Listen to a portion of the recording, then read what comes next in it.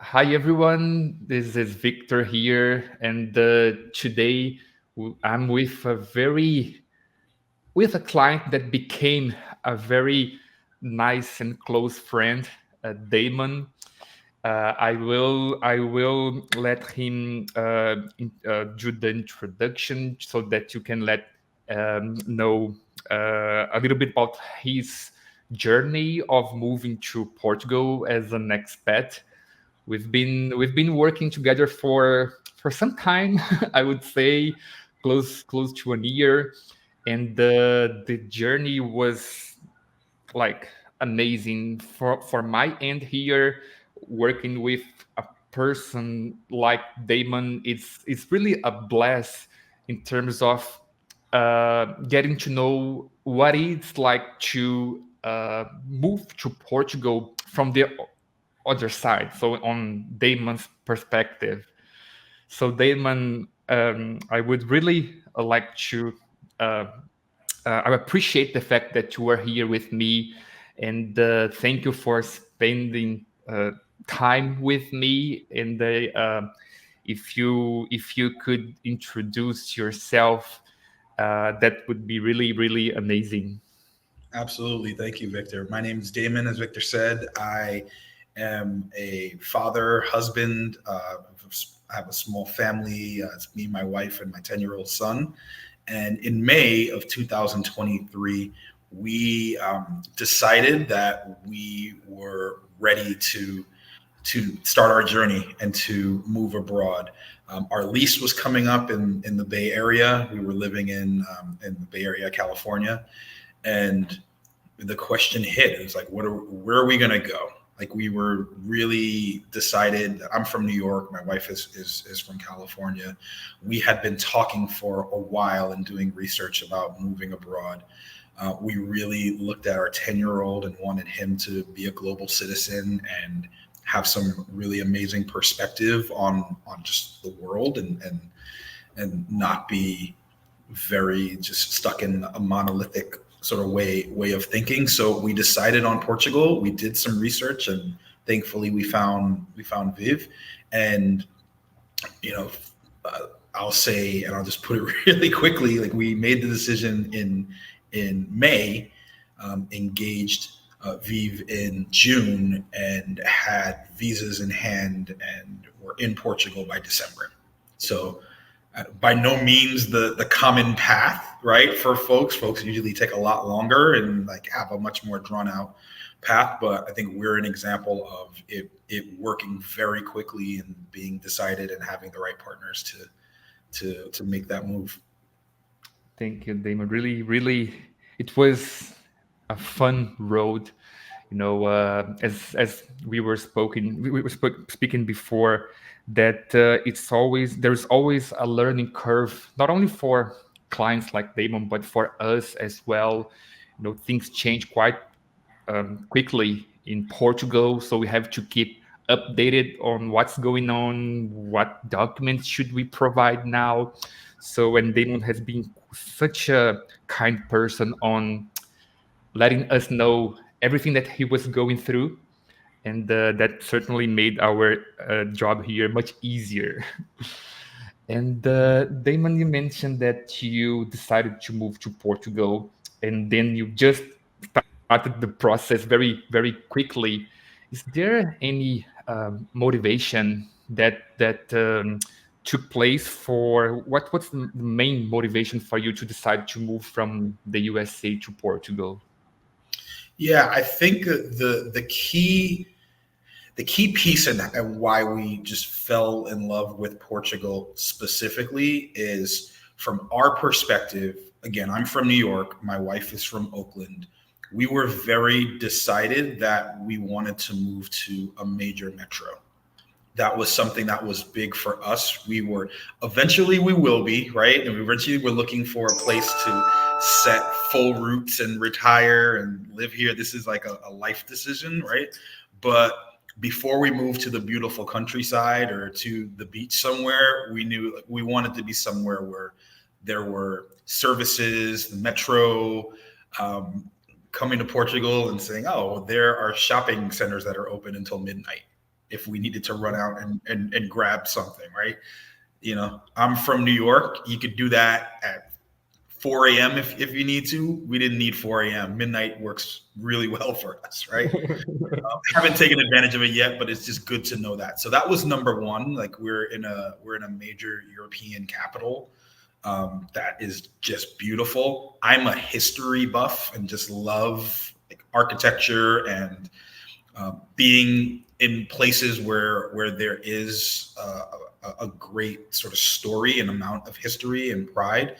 And you'll find that in Portugal, people are just very, very, very proud to be Portuguese and proud of their heritage, right? And it's funny coming from New York and having sort of the grievances of a New Yorker where it's just like, oh, it's too busy, it's too loud, it's too whatever. It's like New Yorkers will admit all of those things and still fight you if you challenge their being a New Yorker, right? So we really liked the fact that we could come somewhere where it's beautiful, it's safe being in a large demo where we see how children are looked at and treated and sort of respected, right? The level of independence they are allowed to have and be children.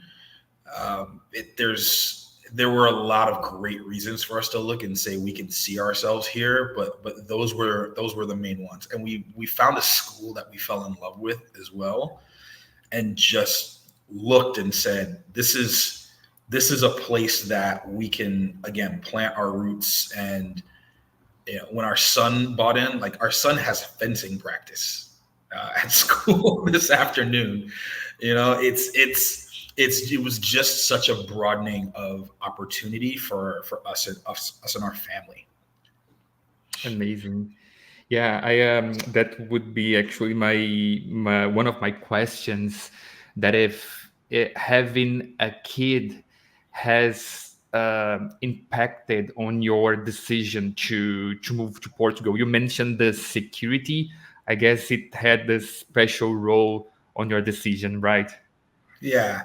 Just really looking and just saying, I look at my relationship with my mother and my father, and I just know they did everything they could do to give me as many opportunities and just to allow me to do better than they did.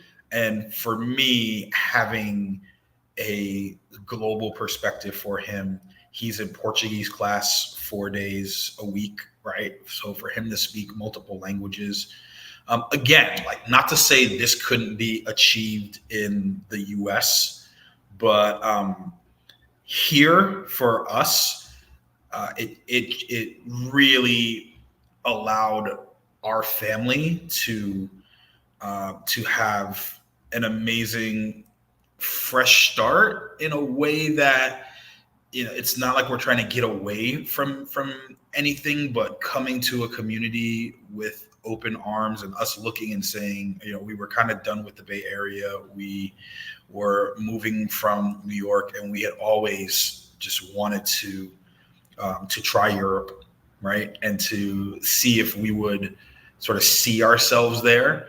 And then the more and more we researched and visited and saw it, it was like, yeah, there's a place for us here. Like this is home.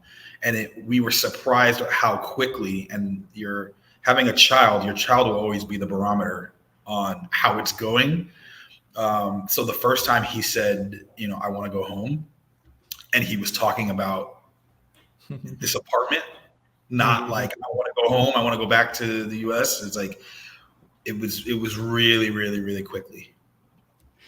And really, Damon, I think it's very nice that you have this proactive way of dealing with, things in general. So, not only you, but I guess everyone who goes through this path of moving to another country to try to improve the living conditions, try to change the current scenario. It's really something very special. I had gone through a similar path I came from Brazil as well, from Brazil, and moved to Portugal 6 years ago. And unlike you, I moved to a very small city called Braga. And so I was in a way of trying to escape from the hustle and bustle from big cities. But funny thing is that I just moved to Porto now because it was too quiet. It was too.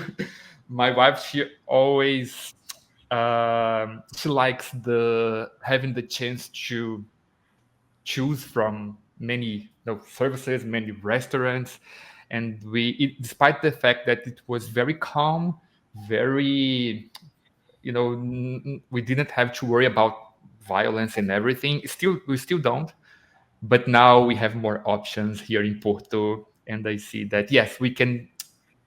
In Portugal, we can take advantage of living in a small and peaceful country, and yes, having the chance to have access to things that only big cities can provide, at least Yeah. from my view.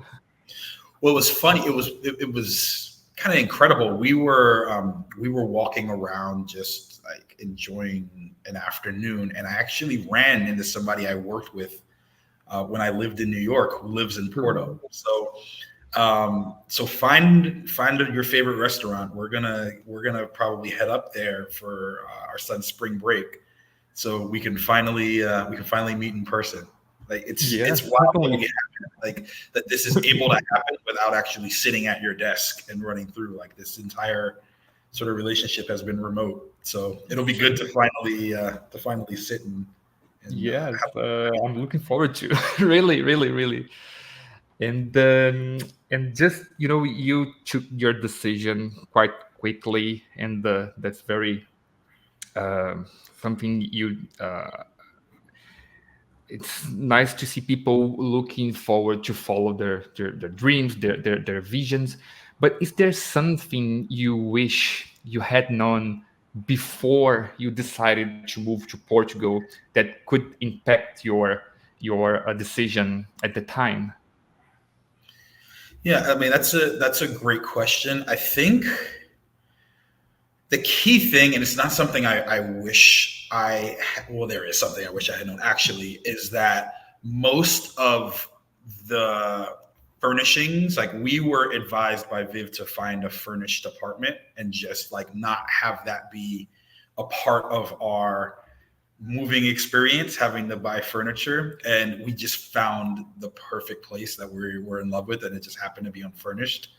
So getting here and like furniture shopping, I would say 90% of the stuff out here, unless you buy used furniture, is made to order, which is cool, but you might not have a couch for 2 months. You might not have, and there's always the big I. There's always IKEA, which people will tell you go to IKEA, right? And we resisted it for a little bit. We were like, IKEA, like I don't want my house to look like everybody else's house. And then you finally give in where you're just like, look, we can get some things from IKEA, and it's never failed us. Right? but but so we are waiting for some furniture that's being custom built for us, and it's very affordable for being a custom piece. But that is something to be very, very, very aware of. The air mattress life gets real tiring, right? So thankfully we have our bed, and our son got his bed first. We got it right from Right. IKEA, but mom and dad were thinking about an air mattress for way too long. So I would say that we were very decided that we didn't want to ship stuff from the US because that would have taken 3 months anyway. But just knowing that would be good to know. I think the other thing that I did expect, and I did know, and I came in with the mindset, and you have to have this mindset as you're reading other people's testimonials, as you're considering what this is going to be like, is that moving sucks. Like no matter what, no matter where you move, you could move, from one floor to the next. You can move upstairs or downstairs. You can move across town. You can move across the country. right? But moving to another country, a lot of the things that you have to go through, that you have to endure, you just have to keep perspective about them, because everybody, if you read feedback from people who live here, from Portuguese, from people who were born here, they're going to complain about government entities. They're going to complain about bureaucracy. And, these folks are busting their butt. They're working hard, right? But then for me to look and reflect is just like, well, how many 5-star reviews do you see at the DMV? How many 5-star reviews do you see at the Social Security office for the US, right? There are things that you are going to have to be patient about. And right now we are still going through that phase of getting all of our numbers together and just making sure we have our health numbers. Our tax number was taken care of with Viv, right? But there are things like getting your tax address changed. There are these very methodical steps that you have to take. And that's really why I'm happy that we engaged a partner that was able to keep us on task. It got to the point where before our meeting with Seth Ima, with the immigration entity, we had received like 7 reminder emails, and it was like, guys, we got it. We're gonna be there. But it's amazing to have someone who we're able to share our findings with and say, hey, here's what is happening real time right now in this parish, in this neighborhood. Here are the results we got. And to hear, is that typical? Is that, something that other clients are seeing? And to really have a good idea of what to expect, because that'll put you ahead of, I can't tell you, and it's so heartbreaking sitting in these offices and seeing the people before you sitting without the right documents, really just losing it emotionally, because it's hard to get these appointments, right? Yeah. Prepare for them. You go and you're ready you come with the excitement that, everybody has, with just saying, we want to be here. We want to be residents. We want to be citizens. So it was clearly the best investment we made to make sure that we weren't coming back and forth or having to go back and provide, follow-up appointments and figure out what documents needed to be there. We had someone who was going through with a fine-tooth comb and saying, you might not need this, but it would be good to bring this. And lo and behold, boom, we need something that isn't on the list, or they're asking new questions.